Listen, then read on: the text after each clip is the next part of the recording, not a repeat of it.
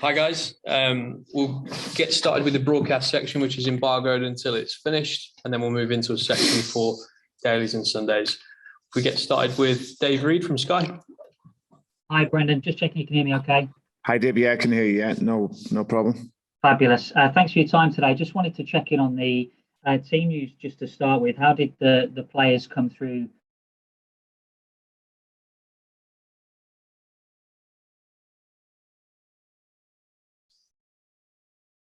Hi Dave, sorry, you just cut out there at the beginning. Apologies, I was just asking about the team news. How did the players come through the game the other night? Any little niggles? No, clean bill of health. James Justin came through really well, so that was great news for us. And yeah, thus far, everyone okay. And Daniel Amati, I know there was a potential of him getting back for this weekend. Has that happened? Have you seen him in the building? Yes, yeah, he's come back, so he's worked today, and he'll be available for the weekend. I wanted to ask you as well about James Justin. How are you going to work his reintegration, and in terms of starting football matches? It's obviously coming back from a long layoff. Do we kind of have to be patient to see the best of him? It's just going to take him a little period of time to find his level, but he's a man that's naturally fit anyway, and we're just making sure from the strength perspective and obviously, you know, his mentality as well. It's actually interesting.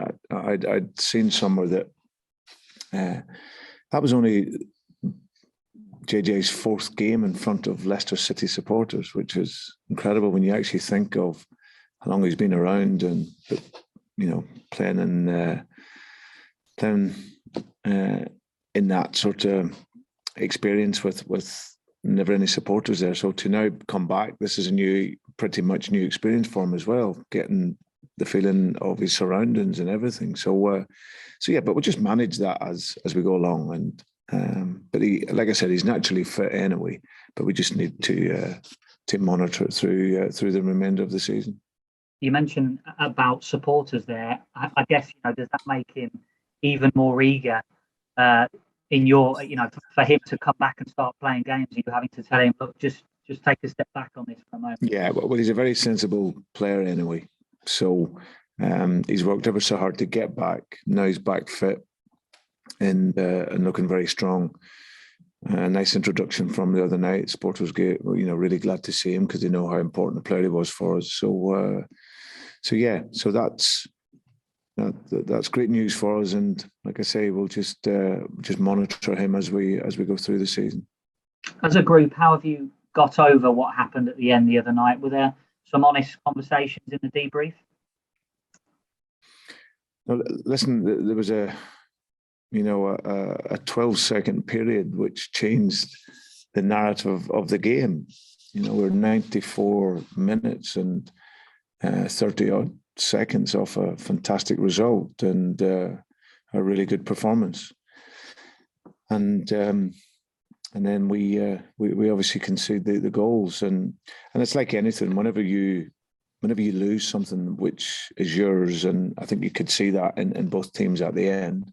You know, we clearly felt that we'd lost something that was ours and we had protected and fought for so hard.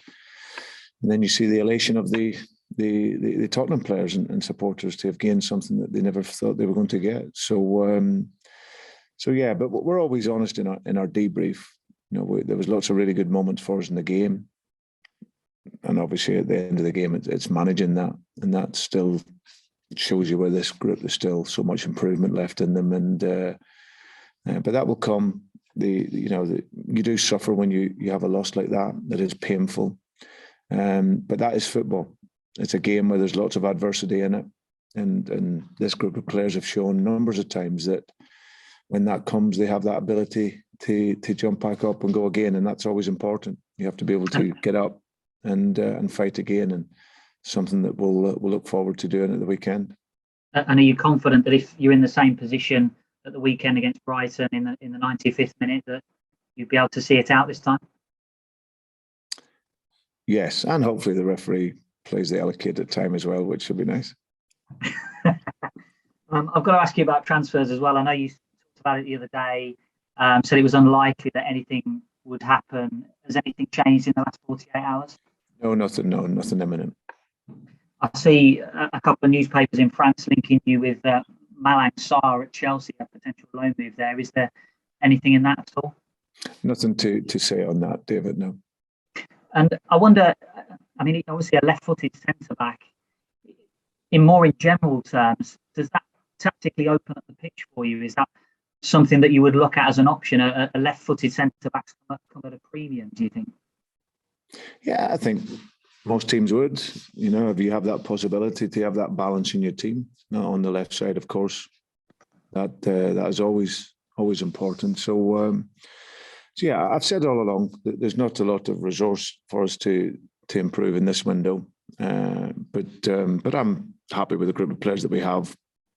They've fought so well through to this part of the season. We will get some of our players back as the season goes on, and then we'll look at the window again in the summer.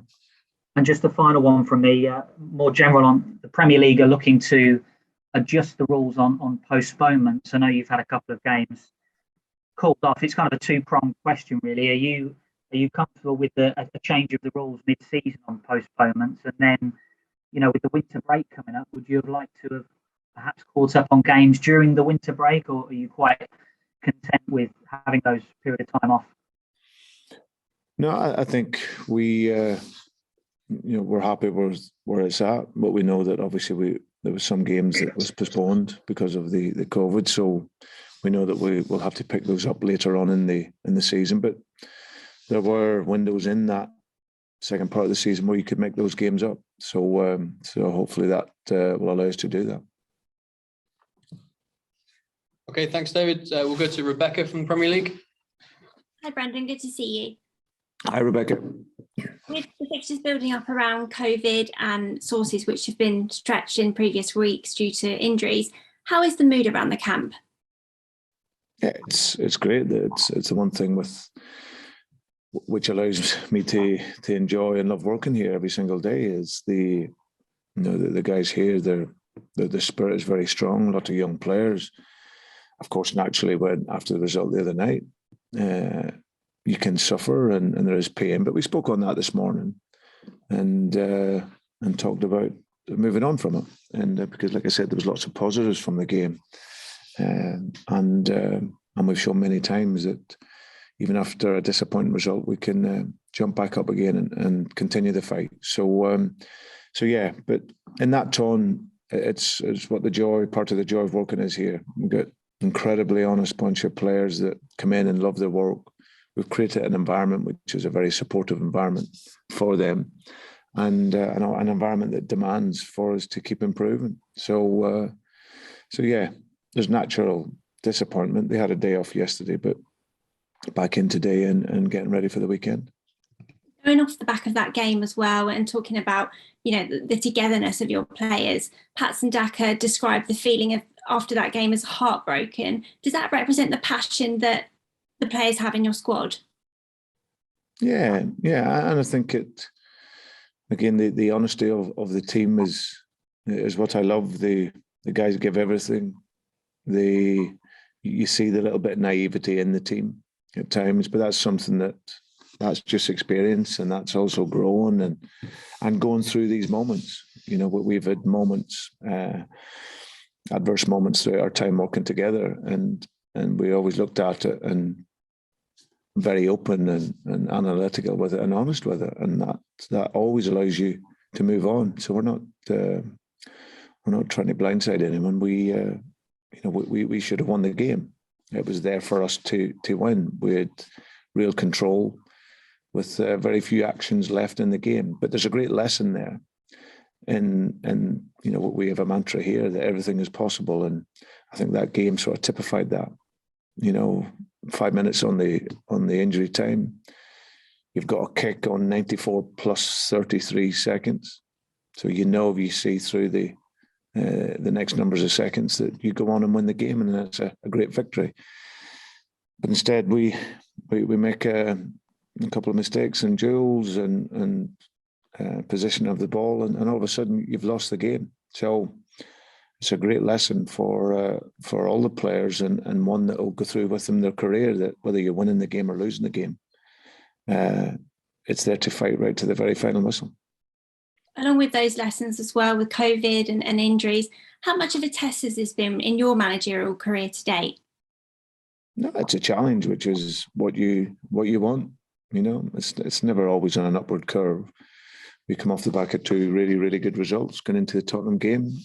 We've produced a performance for 94 odd minutes, like I say, that if we close that game out, it'll be deemed a fantastic result for us, but we couldn't quite do that. So I'm not going to lose the fact and sight of the goals that we scored and some of the great moments that we had in the game, but also knowing that there's areas where we could have been much, much better in our counter pressing and better with the ball. We lost the ball too many times. So always try to reflect on it honestly, and it's and that's the joy of the work.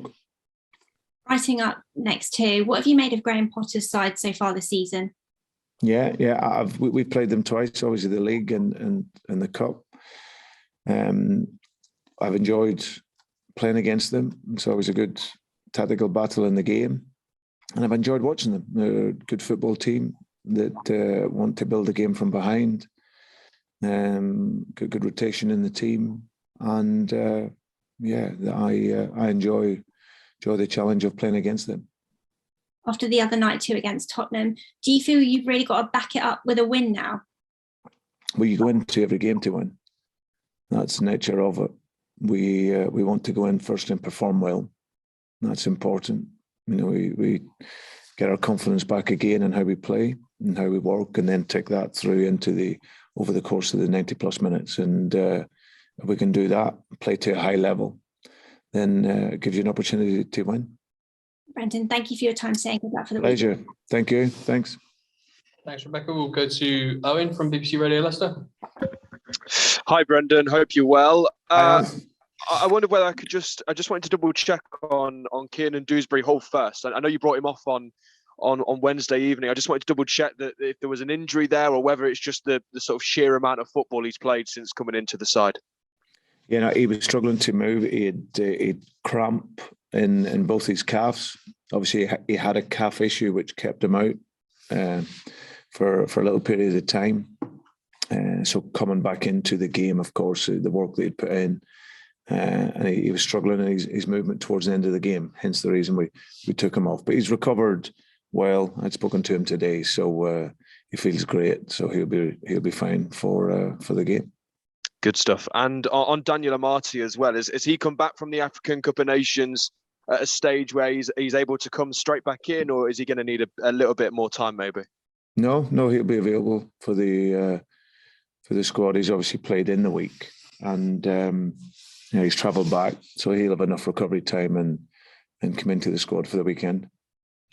In the transfer market, I know you said on Wednesday, and you've already said it today as well, that you kind of might have to go with what you've got, and you might not be able to make any signings in this window.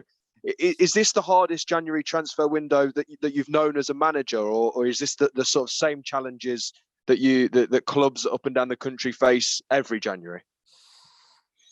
Yeah, well, I think in specifically this window, probably on the back end of a couple of years of COVID and the pandemic and everything that came with that, then of course the resources, aren't the same. But listen, as a coach and a manager, I'll always work with the players that we have.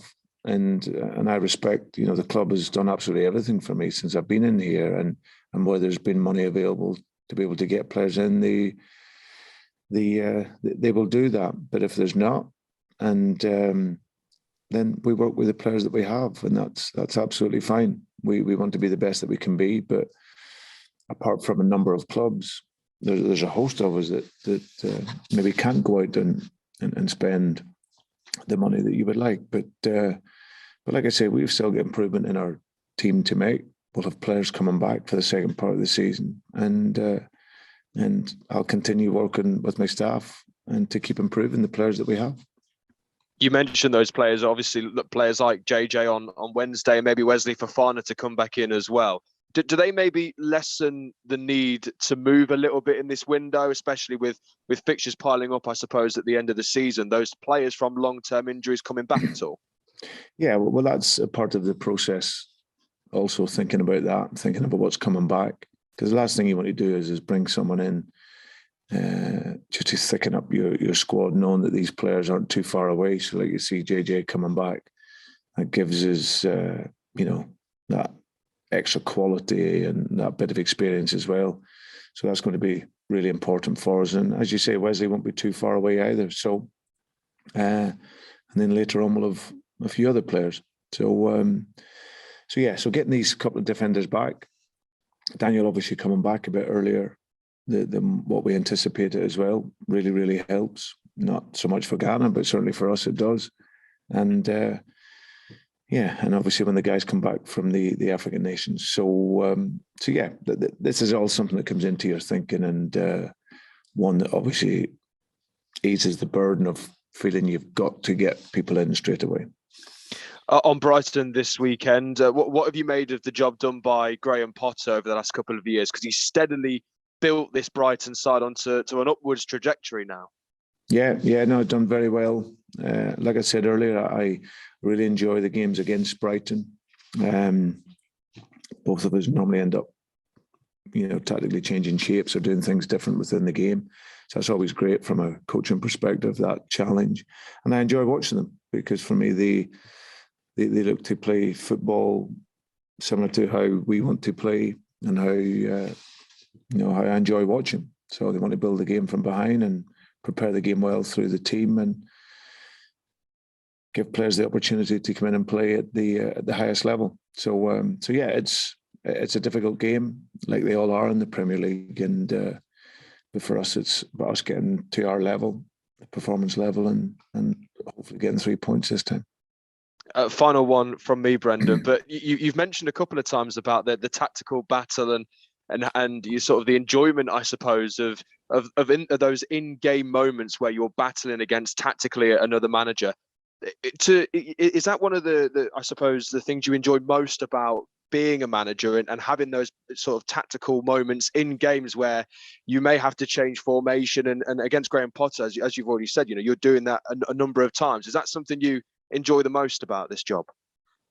Yeah, I think obviously managing people and helping people improve is obviously the day-to-day aspect, but obviously the game, the coaching, the teaching within the game is always something that has been what I've done, since I was a very young coach.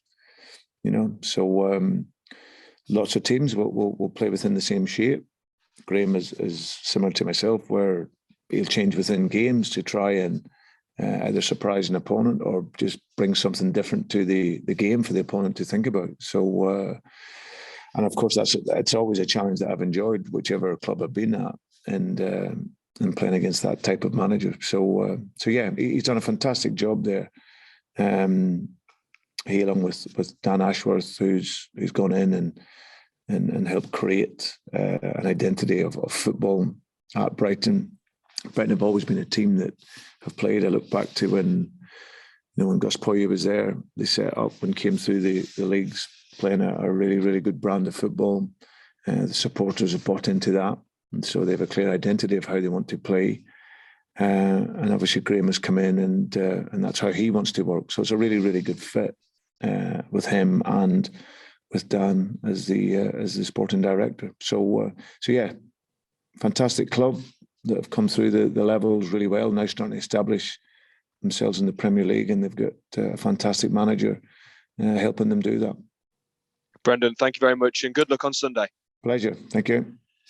Okay, thanks, Owen. If there are no more for the initial broadcast section, we'll end it there, say goodbye to our broadcast colleagues and move into the section for